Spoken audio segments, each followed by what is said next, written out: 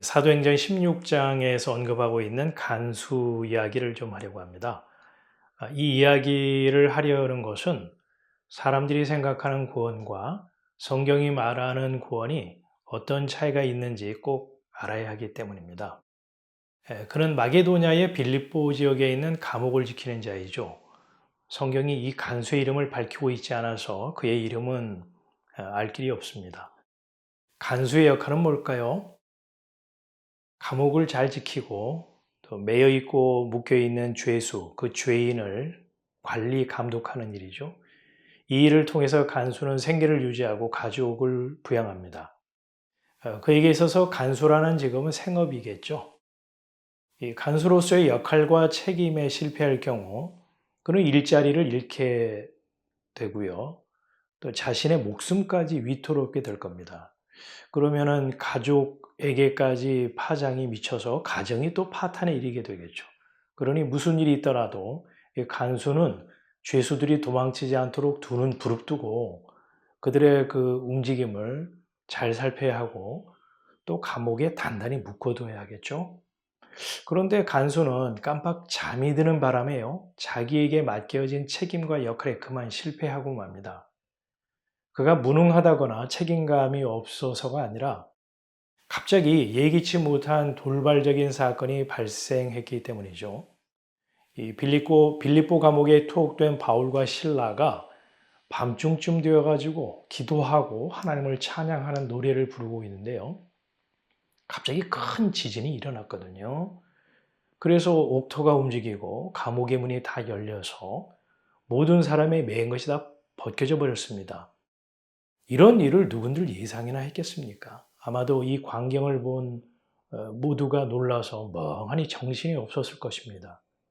사전에 예방할 수도 없고 또 갑자기 벌어진 이 상황을 통제할 수도 없는 그 한계 상황에 직면한 간수, 절체절명의 위기에 놓이게 되었죠.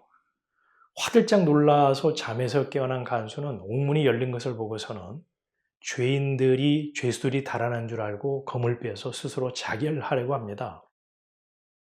죄수를 관리 감독하는 일에 실패할 경우에 그 책임은 고스란히 간수에게 돌아간다는 것을 그는 누구보다 잘 알고 있었기 때문이죠. 그래서 자기 목숨으로 대가를 치러서 가족들의 안전은 어떻게든 지켜보려 했을 것입니다. 좌우간 그때 그 모습을 보았던 바울이 큰 소리로 외치죠. 잠깐만요, 잠깐만.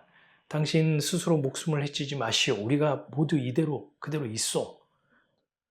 죄수들이 모두 도망갔을 것으로 여겼던 간수는 자결을 결심했지만 뜻밖의 소리에 놀라서 이제 등불을 들고 뛰어들어가서 바울과 실라 앞에 엎드렸습니다. 그리고 그들을 바깥으로 데리고 나가서 물었죠. 선생들이여, 내가 어떻게 해야 구원을 얻을 수 있겠습니까? 이런 상황에서 구원 타령을 하는 간수의 질문이 다소 생뚱맞을 수도 있습니다. 하지만 이 질문은 우리에게 아주 중요한 의미를 던져주고 있죠. 자, 몸이 아픈 사람에게 구원은 무엇이겠습니까? 두말할 것도 없이 건강의 회복이겠죠. 돈 때문에 고통받는 사람에게 구원의 복된 소식은 뭘까요? 영혼의 구원일까요? 죄로부터의 구원일까요? 어쩌면은 돈벼락이 하늘에서 떨어지는 것이 아닐까요? 마치 배고픈 사람에게 구원이 이 빵인 것처럼 말입니다. 이 간수가 처한 현실에서 그가 진정 기대하고 바라는 구원은 무엇이었을까요? 좌천되거나 해고되지 않고 간수라는 생업을 유지하는 것, 또 불똥이 가족에게까지 튀지 않아서 모두 무탈하게 해결되는 것이 간수가 기대하고 바라는 구원이겠죠. 뜻하지 않게 갑자기 감옥의 터가 움직이면서 감방의 문이 모두 열리고 죄수들에게 채웠던 쇠고랑이 다 풀어진 것은 간수의 잘못이 물론 아닙니다.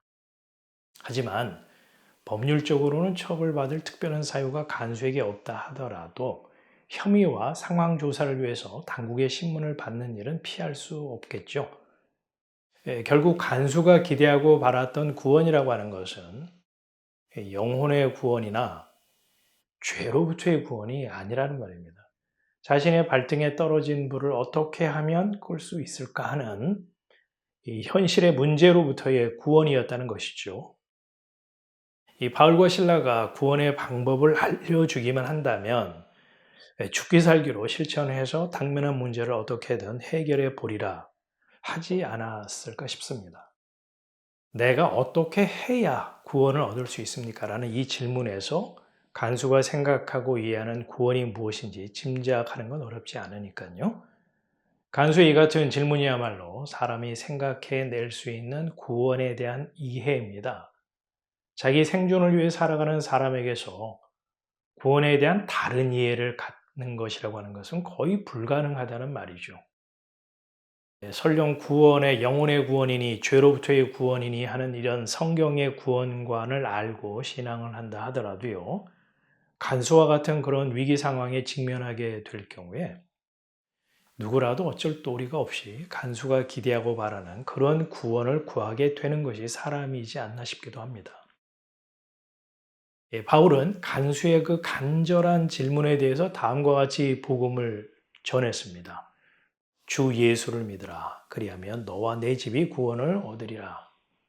자, 바울이 전한 복음, 즉 구원은 무엇으로부터의 구원일까요? 간수가 기대했던 것처럼 발등에 떨어진 현실의 문제로부터의 구원을 말한 것일까요? 아니면은 다른 의미가 함의된 그런 선포였을까요? 사도와 장로들이요, 예루살렘 교회에 모여서 입장을 정리해서 내놓은 구원의 복음이 무엇이었죠? 우리가 저희와 동일하게 주 예수의 은혜로 구원을 받는 줄 믿노라라는 선언이었죠. 여기서 말하는 주 예수의 은혜로 구원이라고 하는 것은 무슨 의미이고 그 은혜의 복음의 내용은 무엇입니까? 어린 양 예수 그리스도의 대속의 죽음, 그 피로 죄 사함을 받아 구원을 은혜로, 즉 선물로 받는다는 것이죠. 사람이 행위나 열심, 정성 등을 원인으로 제공함으로 구원이라고 하는 결과를 보상으로 받는 것이 아닌 거죠. 무탈과 생존, 생계에 대한 보장을 약속하는 그런 구원이 아니라는 말입니다. 만일 사도들이 전한 구원의 복음이 발등에 떨어진 불, 그러니까 현실적인 문제 해결로서의 구원이라면 구원의 복음을 전한 사도들이 사람들로부터 박수받고 환영받고 대접을 받았어야 마땅할 겁니다. 하지만 그들은요, 구원의 복음을 전한다는 그 이유 때문에 고난과 핍박을 받았고 현실의 안녕과는 거리가 먼 가시밭길을 걸어야 했잖아요. 확인한 바와 같이요, 간수가 바라고 구한 구원과 사도가 전한 구원은 단어는 같지만 서로 다른, 전혀 다른 개념으로서의 구원이었다는 겁니다. 간수는 현실의 문제로부터의 구원, 즉 생존을 구했다면 사도는 죄로부터의 구원, 즉 생명을 선포했던 것이죠. 자, 여러분 한번 생각을 해봅시다. 생존 본능에 충실한 육을 입고 있는 사람이 바울이 전한 구원, 그 은혜의 복음을 이해하겠습니까? 무슨 수로 사도들이 전한 구원을 이해하고 그 구원을 바랄 수 있겠습니까? 이 16장 전체를 한번 우리가 읽어보고 살펴보면 그 자주장사 루디아가 소개되어 있죠. 루디아처럼 주님이, 내가 아니고요, 루디아가 아니고 주님이 그 마음을 열어주셔서 귀를 기울여 듣게 하셔야 비로소 가능하지 않을까요?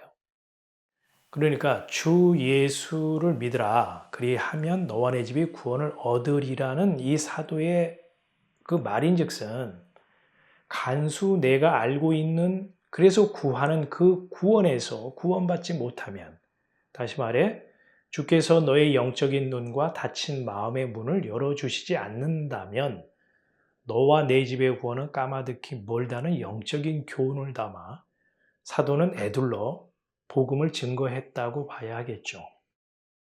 그런 거로 어느 누구도 이 간수의 태도를 비난할 수 없다고 봅니다. 그 이유는 육신을 입고 인과의 틀에 묶여 살아가는 너와 나, 우리는 간수가 말하는 그 이상의 구원을 생각할 수 없기 때문입니다. 루디아 역시 간수의 영적인 무지와 어리석음을 비난할 수 없습니다. 왜냐? 이 루디아도요, 주님이 그의 마음을 열어주시지 않았더라면 간수와 별반 다르지 않았을 것은 불보듯 뻔하기 때문이죠. 그래서 하는 말인데요. 사람이 스스로 구원을 얻어보겠다는 것처럼 참 무지하고 교만한 마음은 없습니다. 그건 자신이 처한 처지와 운명이 어떤 상태인지 주제 파악이 되지 않았기에 나올 수 있는 만용이죠. 자, 생각해 보세요. 사람이 각성을 해서 주 예수를 믿어 구원을 얻는다면 구태여 예수님이 세상에 오셔서 죄인들을 위해 물과 피를 쏟으실 필요까지는 없었을 겁니다. 선지자 또 주의 종들을 통해서 구원을 얻는 방법, 비결, 요령 등을 알려주고 그대로 따라하면 그러면 구원을 결과로 얻게 될 거야 라고 가르치고 교훈하고 설득하면 될 것이기 때문이죠. 예수님이 죽으셨다고 하는 것, 죽으신 것은 사람의 힘과 방법으로 구원을 얻을 수 없기 때문에 대속하신 것입니다. 그래서 주의 은혜로 구원을 얻은 자가 그 구원이 마치 자신에게서 비롯된 것처럼 과시하고 자랑질을 하는 건 꼴불견이죠. 그건 개구리고 올챙이적 생각하지 못하는 격이기 때문입니다. 구원 얻은 자는 주의 은혜에 감사할 뿐이지 남을 지적하거나 자랑치는 못할 것입니다. 어항 속의 물고기가 바라는 것은 뭘까요? 이 어항의 물이 깨끗한 물로 바꾸어지고 먹이가 건강식으로 제공이 되고 또 이 어항의 환경이 보다 쾌적하게 바뀌는 것을 바라고 기대하겠죠.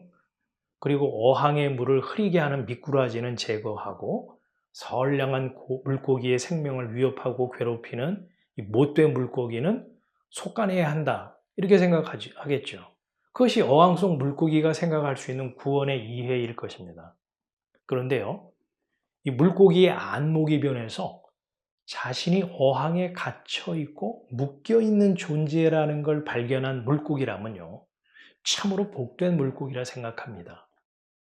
왜냐고요? 성경의 표현을 빌려서 말하자면 주님이 그의 눈을 열어주심으로 비로소 자신이 처한 실상과 운명을 보게 되었기 때문이죠. 그 물고기는 어항의 안락한 환경과 여건의 개선이라고 하는 구원을 넘어서 어항으로부터의 탈출이라는 구원을 바라고 구하지 않을까요? 자신의 한계를 깨닫고 스스로 해결할 수 없는 이 현실의 비참함을 직시했으니 감옥의 털을 움직이고 매인 것을 풀어주시는 분에 의한 구출, 그 구원 말입니다.